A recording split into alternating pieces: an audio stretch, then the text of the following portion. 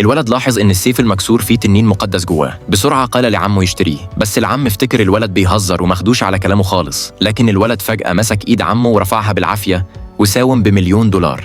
الناس كلها بدأت تشك إن الولد اتجنن، والبنت اللي كانت جنبه سخرت منه وقالت له إنه ما يعرفش غير يشتري خردة. لكن الولد ما اهتمش بضحكهم ولا بكلامهم، وفي الآخر الولد فعلا كسب المزاد واشترى السيف المكسور. بس العم زعق له وقال له إنه بيضيع فلوسه في الهزار. لكن الولد طمنه وقال له ما تقلقش، إحنا مش هنخسر. وقتها المضيف طلع حاجة تانية للمزاد وقال إن ال2 حجر دول ممكن يكون جواهم جواهر غالية. ساعتها البنت اقترحت تراهن الولد، يشوفوا مين فيهم الحجر اللي هيختاره هيطلع أغلى، والفايز ياخد نص أملاك التاني. الولد كان واثق من نفسه فوافق على طول. بعدين ال2 طلعوا يختاروا الأحجار بتاعتهم. مساعد البنت اختار حجر وقال لها بثقة إن جواه جوهرة أكيد. لكن الولد كان شايف إن الحجر ده ملوش قيمة أصلاً، ومع كده المساعد افتكر إن الولد غيران علشان اختار الحجر الغالي. الولد قال بكل ثقة إن الحجر بتاعه هو اللي هيبقى الأغلى، ولما الناس سمعت كده ضحكوا عليه وقالوا إنه بيحلم. بعد شوية فتحوا حجر البنت وطلع فيه جوهرة قيمتها 100,000 دولار بس. ولما جه دور الولد قال بثقة إنه أكيد هيكسب، لكن الموظف قال له إن الحجر بتاعه حجر عادي خالص. الولد اتصدم،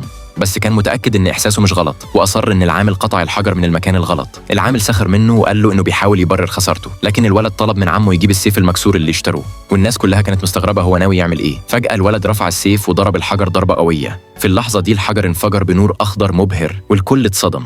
الحجر اللي كان شكله عادي طلع قيمته 10 ملايين دولار.